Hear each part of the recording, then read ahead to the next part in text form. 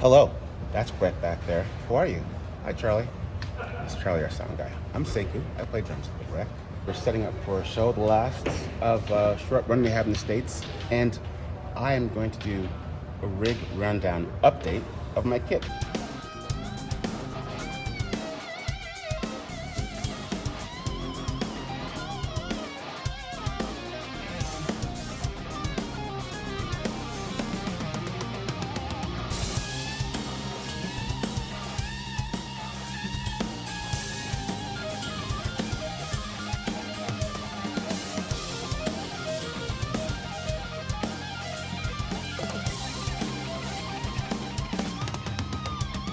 I did one 2 years ago, I guess, maybe 2.5 years ago.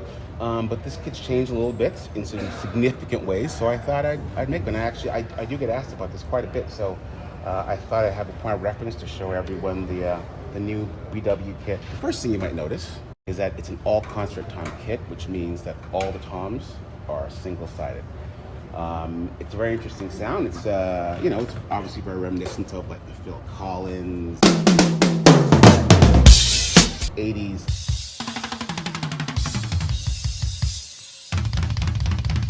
sort of Alex Van Halen type of sound.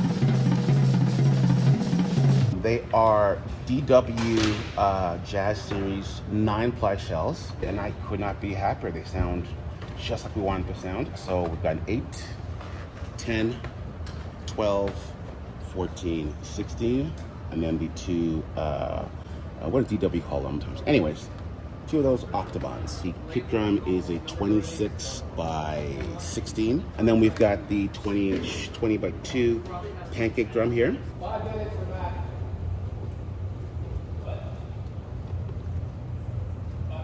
And the snare is a 14 by 6.5 extra thin aluminum shell. We also have the Pacific version of the shell, which is basically the same sounding drum, just maybe a little quieter depending on how you play it.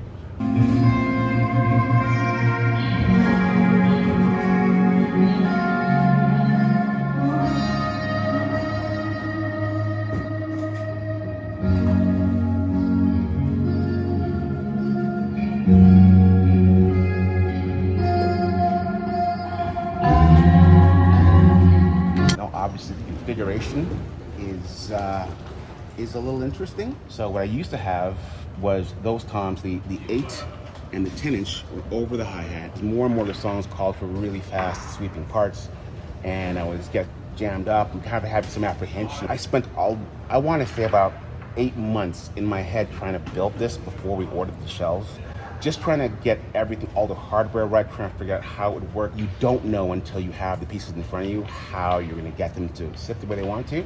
It was a challenge for, I'd say, the first day or so, but it's been great. I won't go back. I love it. Everything is right where I need it. The 8 is right there for cool little ideas. I can go between the 8 and the octoban a lot easier. So anyway, that's the configuration. That's why it's like this. What else? Cymbals. We've got 16-inch set of sweet K hi-hat. Brett let me know that I cracked, which is fucking wild. This is a very underrated China. This is the Zildjian S Dark. It was generally kind of overlooked in terms of its tone, but it's got a really beautiful, dry but still rich tone. It's present, but it doesn't take over. I really love the Oriental version of this, but I was finding when we were using it on the road, it really got in the way of the mix. So this is a lot more subtle, a lot more musical, and I highly recommend it. So 18-inch S Dark. We've got the 18-inch Sweet Crash there. We've got the 22-inch Sweet Ride. We've got the new addition here, the Oriental Crash of Doom 20-inch. This used to be a 19-inch, right? The 19-inch Sweet K used to be here. So now this is kind of my one to ride on. Chris saw this for the first time and thought I should send it back. He thought I'd broken the cymbal and that I should replace it because it looked pretty bad. I saw this one and it looks like, hey Sekou, looks like you need a new cymbal, but that's the way it comes. Who knew? Drummers, nerds. And then lastly, we've got the custom hybrid Crash, the 19-inch over there. All the hardware obviously is DW. I've got the chain version of the machine direct drive pedals there. Super smooth.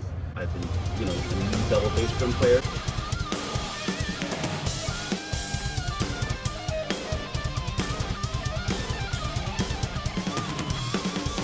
It's kind of like learning to drive on a Cadillac. Then the matching hi-hat version there, obviously. We've got some cool little things that Brett and I came up with here. This hi-hat stand is super wobbly, so we come up with this little device there to kind of keep it attached to the rack. We have a lot of stuff coming off this rack. And stuff like this really helps just keep the kit, you know, stable while I'm rocking out and bashing away at this thing. When you look at the kit from the front, you'll notice that the rack kind of disappears into the side. Hopefully that's the idea. We don't want to get in the way of these beautiful drums. Triggers, still using those rolling triggers. The toms, snare, and kick have triggers on them. This is a great sounding kit. It's a very unique sounding kit. By having single ply heads, you're kind of committing yourself to a very specific sound of your drums.